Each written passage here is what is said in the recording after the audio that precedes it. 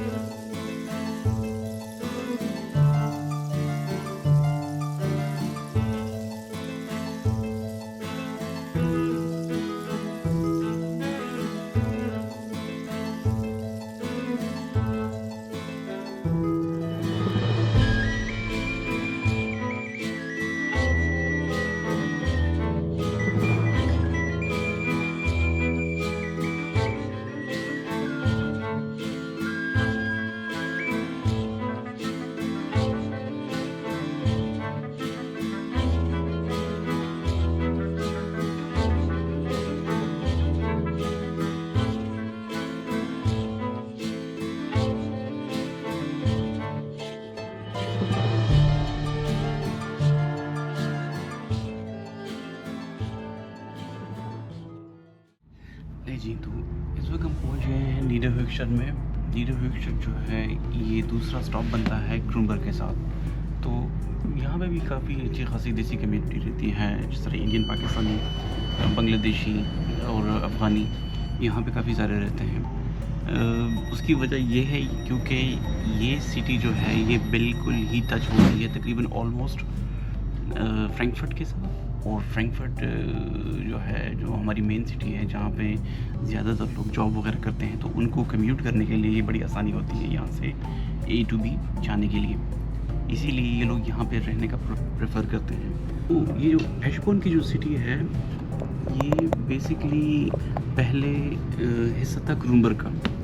तो क्रूमबर्ग जो है ये सिटी थोड़ी रिच है और इन्होंने फिर ये डिसाइड किया था कि हमें फ्रैंकफर्ट में और हमारे शहर में के बीच में एक बफर ज़ोन चाहिए। तो ये जो एशबोर्न है, नीडरहॉगस्टेड है, ये एक बफर ज़ोन का किरदार अदा करती है। आपको शायद बहुत सारे लोगों को मालूम होगा, अगर नहीं भी है तो मैं आपके साथ इन्फो शेयर कर देता हूँ। जो क्रूमबर्ग है, क्रूमबर्ग ये one of the most richest city of Germany है। यहाँ पे जो दुनिया की 7 बड़ी अमीर तरीन फैमिलीज़ हैं, जिसमें से एक फैमिली है रोथशाइल्ड की फैमिली भी यहाँ पे ही बेस्ड है। उनका यहाँ पे अपना विला है और अगर यहाँ से आप थोड़ा ऊपर जाएँ फल्केनस्टीन, तो वहाँ पे इनका एक होटल भी है। तो इसीलिए ये काफ़ी इन्फ्लुएंस करती हैं पूरे कंट्री को।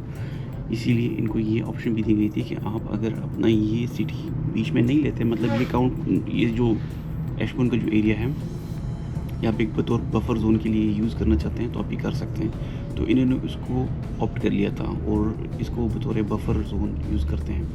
क्योंकि जो मेन सिटी होती हैं, जिस तरह कहते हैं कि big city big problems, similarly big city big opportunities as well, to be on the positive side, लेकिन इन्होंने ये ऑप्ट किया था।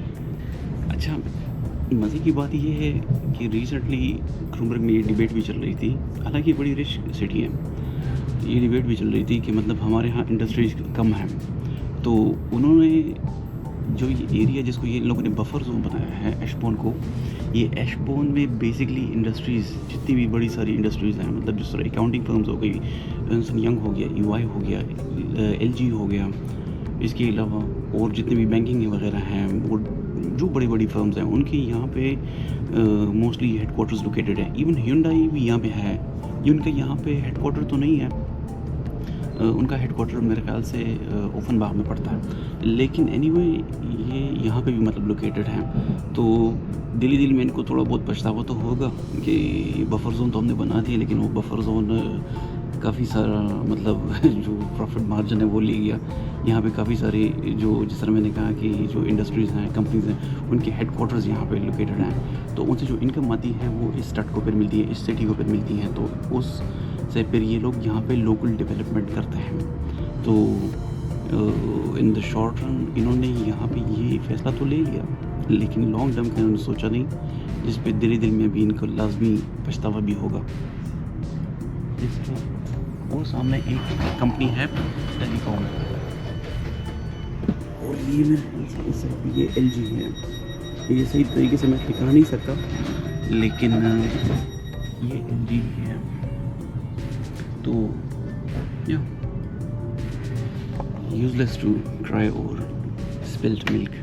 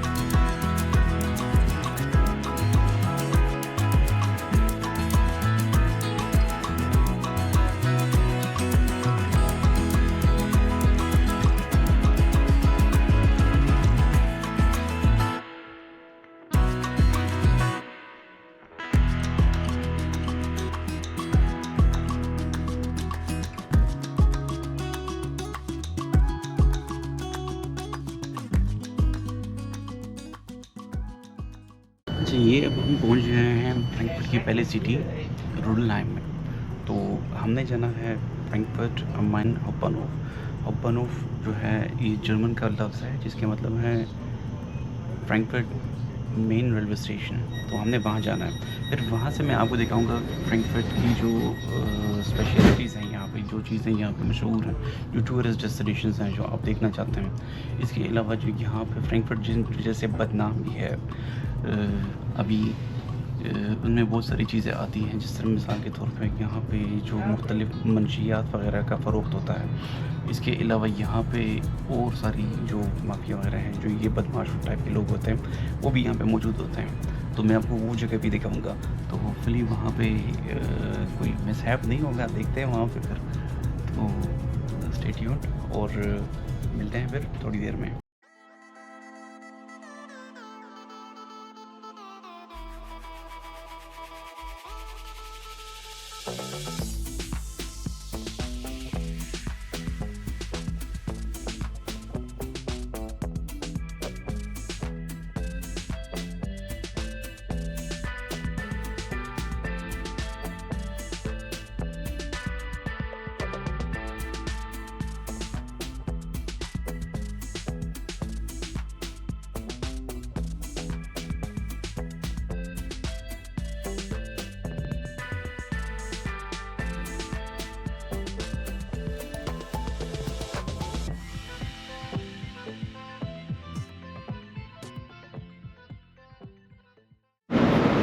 जी, तो मैं पहुंच गया हूं अभी यहाँ पे फ्रैंकफर्ट माइन हॉफबानहोफ पे, जो रेलवे स्टेशन है। तो आपको दिखाते हैं कि ये किस तरह दिखता है और यहाँ पे कितने सारे लोग यहाँ पे मतलब यहाँ पे डेली कम्यूट करते हैं।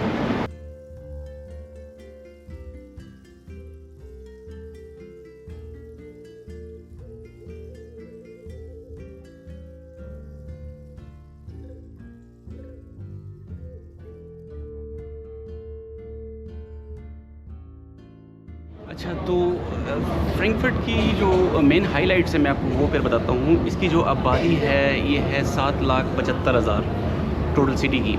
इस सिटी को फिर फर्दर सब डिवाइड किया गया है 16 मुख्तलिफ अज़ला में, तो सब डिविजन्स में। ये इतनी बड़ी सिटी है, तो मतलब अब इससे ये अंदाज़ा लगा सकते हैं कि ये 16 अज़ला में डिवाइड किया गया है।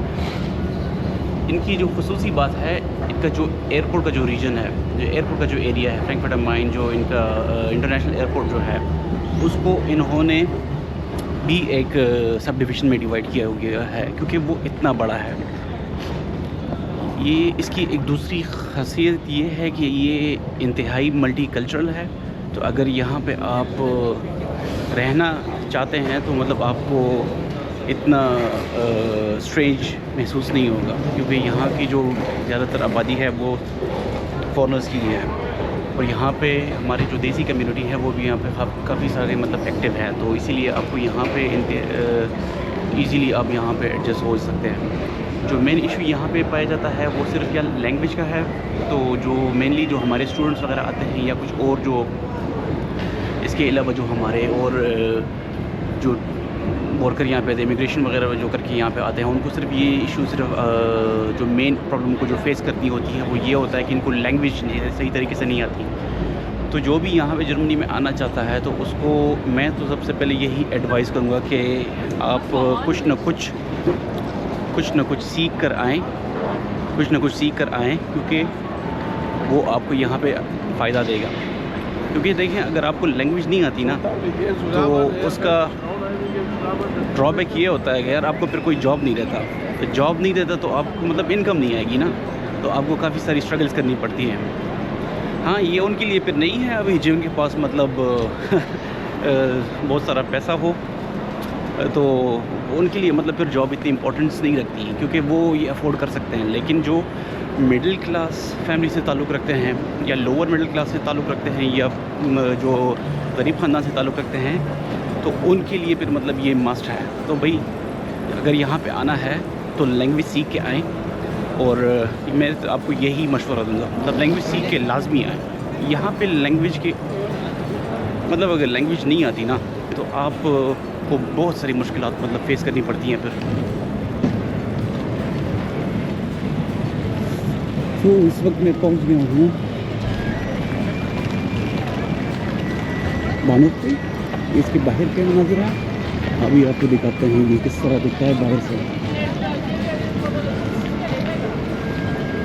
एक सेकेंड में दिखाते हैं आपको। ये रहा,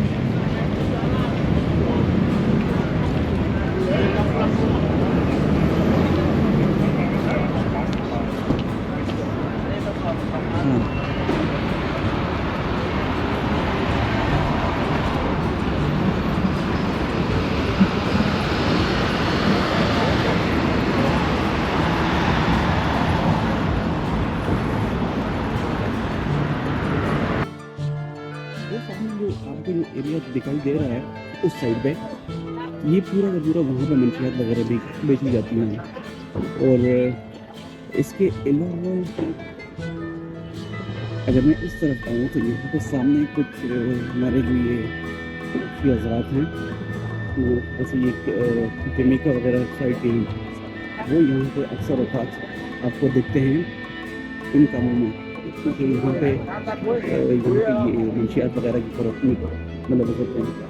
ये इसी तरह फिर आप अगर इस साइड में अगर आप आ जाएँ तो यहाँ पे साइड बाई साइड यहाँ पे आपको ये जितने भी लोग दिखते हैं ये सारे नशाई हैं, ये आप देख सकते हैं। उन्होंने यहाँ पे ड्रग्स ली होती हैं और सारा दिन यहाँ पे पड़े होते हैं। अभी जो सामने जो कॉर्नर नज़र आ रहा है उस कॉर्नर पे नॉर्मली ये होता है कि यहाँ पे कुछ जिस तरह का ये हफ्ती हजरात होते हैं वो यहाँ पे इनकी फरोख्त खुलेआम करते हैं। आज अभी थोड़ा ये अर्ली है इसलिए कम है, लेकिन सामने अभी भी एक मौजूद है। तो ये यहाँ पे इसी स्पीड डीलिंग में बोला जा सकता है। इसी तरह उस साइड पे भी देखें वो एक खड़ा है, तो ये भी इस चीज़ में इन्वॉल्व होते हैं। तो अगर आप जब भी यहाँ पे आएँ तो इन लोगों से ज़रा बच के रहें, इन लोगों से ज़रा बच के रहें, ये आपके लिए फ़ायदेमंद होगा।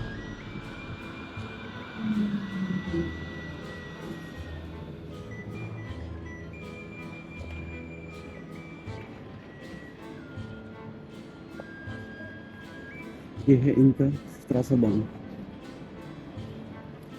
ये लोकली चलता है ये फ्रैंकफर्ट के अंदर, और काफ़ी सारी सहूलियत इनकी होती है। अगर आप देसी अगर आप अफ़गानी खाना खाना चाहते हैं तो ये सामने इनका है अफ़गानी रेस्टोरेंट है इनका। इसके अलावा जो बहुत ज़्यादा मशहूर है यहाँ पे वो जिनका खाना वाकई में बड़ा अच्छा है वो ये आरियाना है। इनका खाना भी बहुत ज़्यादा टेस्टी होता है। बाद में आएंगे इनकी तरफ खाना खाने के लिए, आपको दिखाते हैं फिर इनका खाना किस तरह होता है। फिर वक्त दिखाते हैं आपको फ्रैंकफर्ट सिटी को। इस स्ट्रीट का नाम है म्यूनशनस्ट्रासे, म्यूनशन जिसको इंग्लिश में म्यूनिक बोलते हैं, तो वही है, लेकिन इनका जर्मन में म्यूनशन है तो इसका नाम रखा है म्यूनशनस्ट्रासे। यहाँ पे आपको ज़्यादातर जो देसी कम्युनिटी है, अभी वो सामने देखो वो हैंडी की जो दुकान है, जो सेलफोन की दुकान है, वो भी अफ़गानियों की है। इसी तरह आपको यहाँ पे पाकिस्तानी भी मतलब मिलेंगे, और सामने उनका एक रेस्टोरेंट है, काफ़ी सारे हैं यहाँ पे।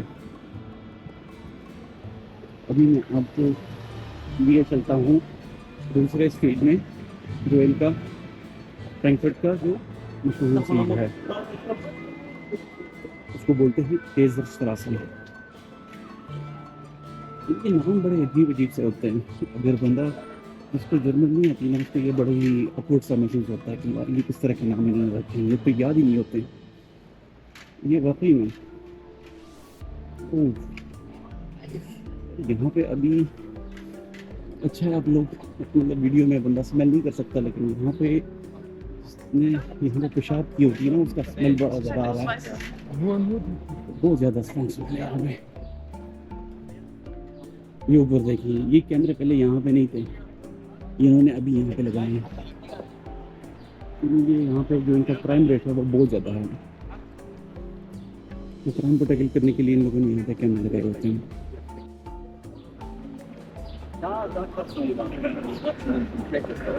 Fingernägel über Steine. Einfach loslaufen oder? अच्छा, जो फ्रैंकफर्ट जो है ये बेसिकली यूरोप का फाइनेंशियल हब है। तो यहाँ पे बेसिकली आपको अगर फाइनेंशियल सर्विसेज में, फाइनेंशियल इंडस्ट्री में अगर आपको कोई जॉब वगैरह करनी है या उससे रिलेटेड कोई बिज़नेस करना है फाइनेंशियल सर्विसेज से रिलेटेड, तो आपको फ्रैंकफर्ट मतलब ये सबसे बढ़िया जगह है। यहाँ पे आपको तमाम बैंक्स मिलेंगे, यहाँ पे आपको तमाम फाइनेंशियल इंस्टीट्यूशंस मिलेंगी, जो कंसल्टेंट फर्म्स वगैरह होती हैं वो सारा कुछ आपको यहाँ पे मिलेगा। जिस तरह मिसाल के तौर पे यूरोपियन सेंट्रल बैंक हो गया, इनका जो जर्मनी का जो एक मशहूर बैंक है डॉइचे बैंक, तो वो भी इनका हेडक्वार्टर भी यहीं पे आपको मिलेगा। कॉमर्स बैंक आपको यहाँ पे मिलेगा। इसके अलावा बहुत सारी जो कंसल्टिंग फर्म्स होती हैं जो फाइनेंशियल सर्विसेज प्रोवाइड करती हैं वो भी आपको यहीं मिलेंगी। ऑडिटिंग फर्म्स जिस तरह मैंने पहले आपको कहा ट्रेन में कि वो भी आपको यही मिलेगी, जिस तरह PwC हो गया, पीटर वाटर हाउस कूपर, और इसके अलावा आपको जो डेलॉयट है वो भी यहाँ पे है। तो तमाम जितनी बड़ी फर्म्स हैं वो यहाँ पे इनका हेडक्वार्टर्स होता है। तो जिस तरह वो ट्रेन की बात मैं आपको कर रहा था ट्रेन में कि क्रूनबर्ग ने वहाँ पे जो बफर जोन बनाया था एशबोर्न का, उस बफर जोन में काफ़ी सारी मतलब इंडस्ट्रीज़ आ गई। तो वो भी इसीलिए वहाँ पे आती हैं क्योंकि वो कंपैरेटिवली चीपर होती हैं यहाँ से।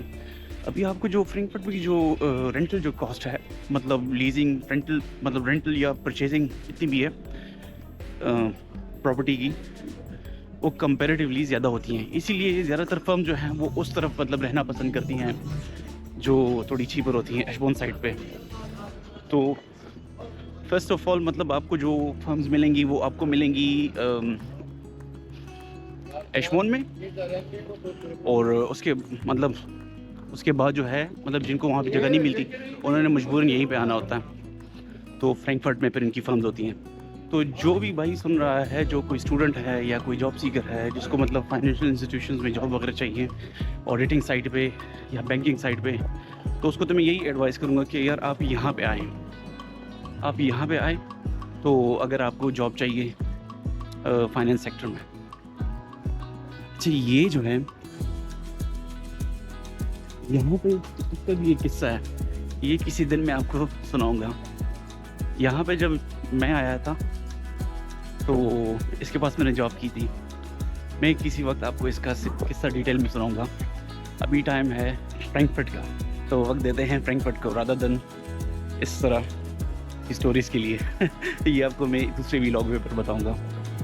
तो मैं कैमरा टर्न करता हूँ, आपको दिखाता हूँ यहाँ पे इनकी जो मुख्तलिफ बैंक्स हैं, मुख्तलिफ जो इंस्टीट्यूशन हैं, उनकी जो हेडक्वार्टर्स है। मिसाल के तौर पे ये जो है ये बिल्डिंग है डॉयचे बाहन की। डॉयचे बाहन जो है ये जर्मनी का जो ट्रांसपोर्टेशन का जो सिस्टम है, DB उसको बोलते हैं ना, DB इसको जर्मनी इंग्लिश में बोलते हैं, जर्मनी में DB बोलते हैं। ये उनका हेडक्वार्टर है, क्योंकि आप देख सकते हैं उन्होंने भी यहीं पे लोकेट किया हुआ है। सिमिलरली ये मेरे ख्याल से ये कॉमर्सबैंक का है, ये कॉमर्सबैंक का है, ये सामने ये वाला ये जो बिल्डिंग है, तो ये सारी यहीं पे मतलब लोकेटेड है। हाँ, तो जिनको जर्मन समझ आती है वो ये देख सकते हैं, यहाँ पे लिखा हुआ है walking Prabodh soon something this ये साथ में आर्ट वर्क है। ये ऊपर भी ये साइन लगा था जिसके लिए जर्मन में मतलब मैंने इसको पढ़ा है। इसका मतलब ये होता है कि यहाँ पे आप के जितने भी हथियार हैं, पिस्टल हो गया, चाकू हो गया, जितने भी हैं ना, वो अब यहाँ पे अलाउड नहीं है। तो ये साइन लगाने का मकसद ये है कि उससे जो मतलब मुझे जो एटलीस्ट अंदाज़ा होता है कि यहाँ पर मतलब क्राइम रेट ज़्यादा है। मतलब यहाँ पे लोग ये चीज़ें मतलब ऑफन यूज़ करते हैं। ये होना नहीं चाहिए वैसे, लेकिन जिस तरह मैंने पहले कहा कि ये जो सिटी है ये असल में है ये इसी चीज़ के लिए मशहूर कि भाई यहाँ पे ये ड्रग्स वगैरह ये चीज़ें यहाँ पर बहुत ज़्यादा पाई जाती हैं। तो उसका डाउन साइड